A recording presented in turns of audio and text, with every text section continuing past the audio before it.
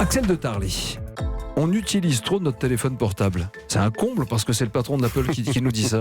Oui, Il se moque de nous. Voilà, c'est une interview confession donnée sur une chaîne américaine ABC il y a 3 jours.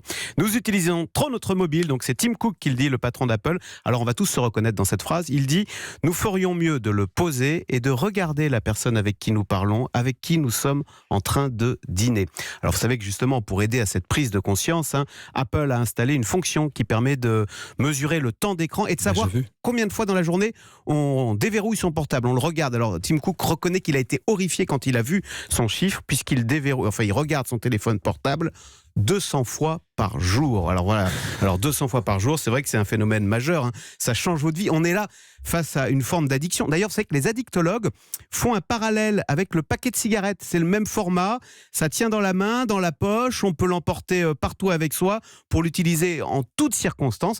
Faut dire qu'aujourd'hui, le téléphone portable sert à tout. Il sert de réveil le matin, d'appareil photo en vacances, de lampe de poche dans la nuit. On le consulte pour se déplacer, pour la météo, pour faire le café. J'ai même vu maintenant, vous avez des cafetières qui sont connectées à votre smartphone. Donc voilà comment on utilise le filtre dans le smartphone. Voilà, non, c'est pour programmer la cafetière. Exactement. Donc voilà, résultat, on utilise son portable 200 fois par jour.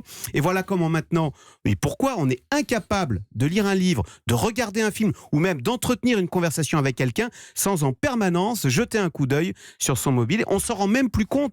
Écoutez, par exemple, j'ai remarqué que dans les entretiens d'embauche, maintenant dans les erreurs à ne pas commettre pour les candidats, on peut lire ne pas sortir, consulter ou répondre à son téléphone portable pendant l'entretien. Les psys parlent d'un objet transitionnel. On n'a jamais autant connecté. On n'a jamais été autant connecté. On n'a jamais été autant été aussi seul aussi. Quand vous dites qu'il faut réapprendre à vivre normalement, qu'est-ce que vous nous suggérez, Axel de Tarly ? Eh ben revenir comme au siècle précédent. Les années 90, c'était pas si loin. Alors c'est que vous avez des tas de conseils. Maintenant, on vous dit, par exemple, achetez-vous un réveil. Ça sera l'occasion de sortir le téléphone portable de la chambre à coucher, désactiver des notifications, mettre le mobile. Pardon de vous interrompre. Pendant que vous parlez, je vois Jean-Michel Apathy sur son portable. Vous pouvez pas écouter Axel ? Regardez Axel. C'est QFD.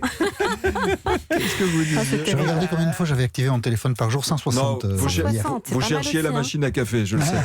Vous êtes presque au niveau de Tim Cook. Je vais faire mieux demain. Axel. Alors, je pourrais aussi parler des batailles homériques dans les familles pour limiter l'usage des enfants qui, pour le coup, sont nés avec le portable et voient leurs parents en permanence le nez dedans. Alors, chacun bricole ses interdictions. Alors, je sais pas comment c'est chez vous, Nikos.